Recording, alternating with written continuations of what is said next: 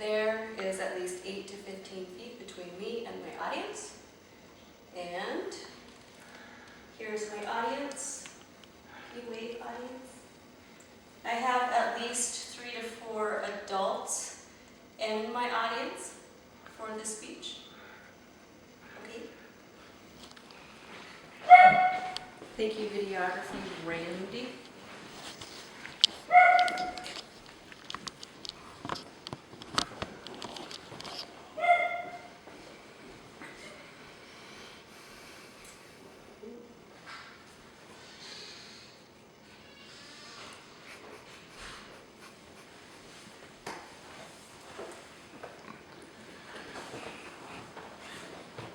Look at these images. 1 out of these 6 men will commit suicide because of body image dissatisfaction.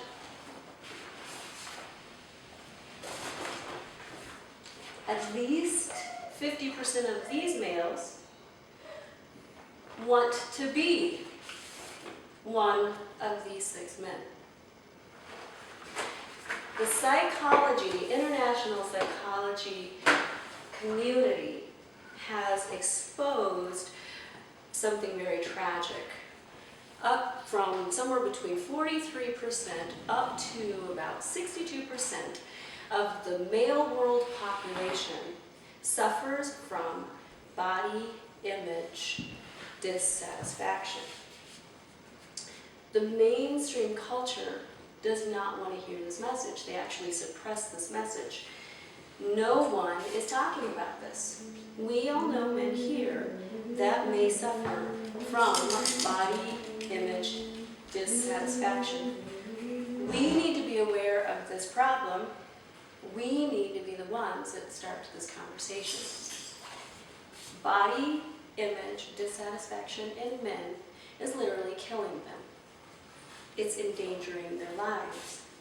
This present evil age, 24 hours a day, 7 days a week, is throwing an Adonis-like physique at our men. And this is as far as 5 years old. 5-year-olds have been known to suffer from body image dissatisfaction. That chiseled jaw, the ripped abs, the ripped biceps that we see everywhere in media, this is what men have to engage in and interact with on a daily basis. What we do not see in these hyper-photoshopped images is the connection with mental illness, substance abuse, and eating disorders. To begin, I want to define for all of you what body image dissatisfaction is. You will also hear body image, and I have forgotten. Oh dear. Anyway, body image dissatisfaction. It is a disturbance in the way one thinks, feels, or perceives one body on how one behaves regarding such thoughts and feelings or perceptions. This is according to the Encyclopedia of Obesity and Eating Disorders. It's a big book. Hildy Bruch defines patients diagnosed with body image dissatisfaction as having delusional proportional body image.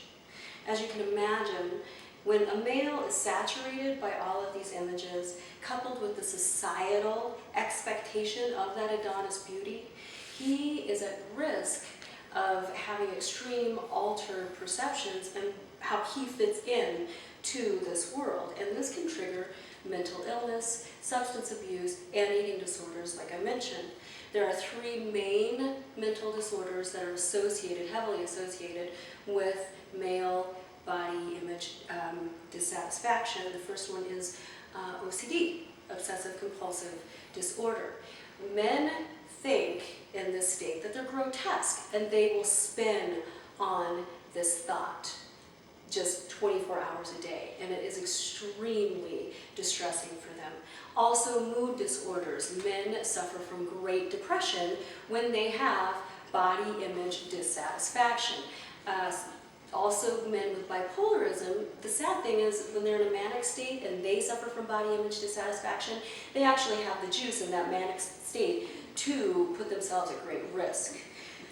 And one that is very rarely, mental illness very rarely discussed, if at all, is called muscle dimorphism. Who has seen those men that are just ripped, like the bodybuilders? Whose hands, anybody seen these guys? They're all over the place, and it's glorified. Most of them have muscle dimorphism. It's a really sick illness. They actually believe they are super scrawny, and they are constantly fighting this image of being scrawny, and so then they bulk up to dangerous proportions.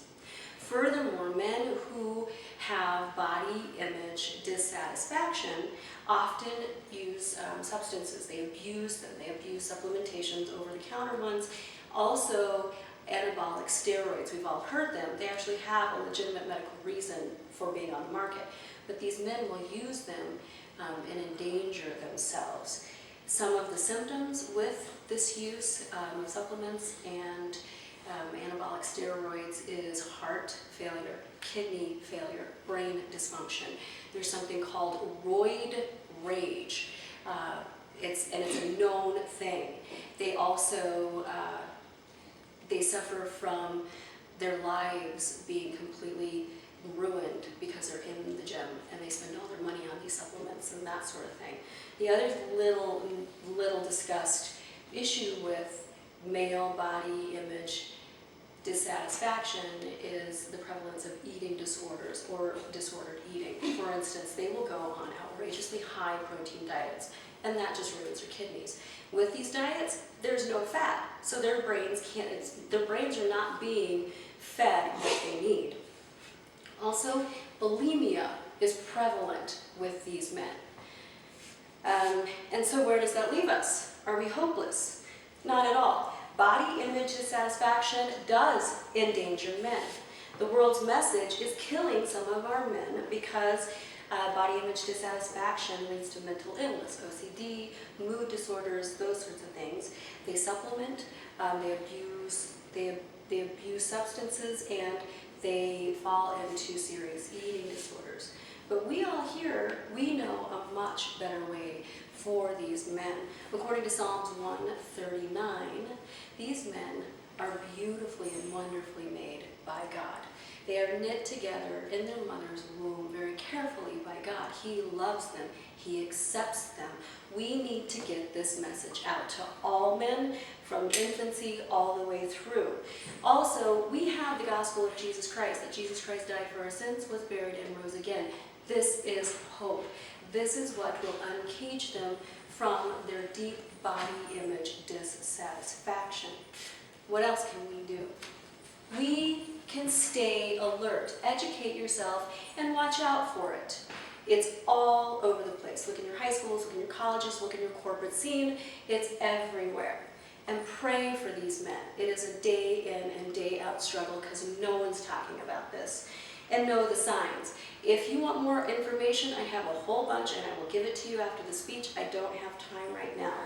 And most important, start talking about it. Every one of you, start talking about it. Because that is what is going to bring it to the front, and then people will have to deal with it.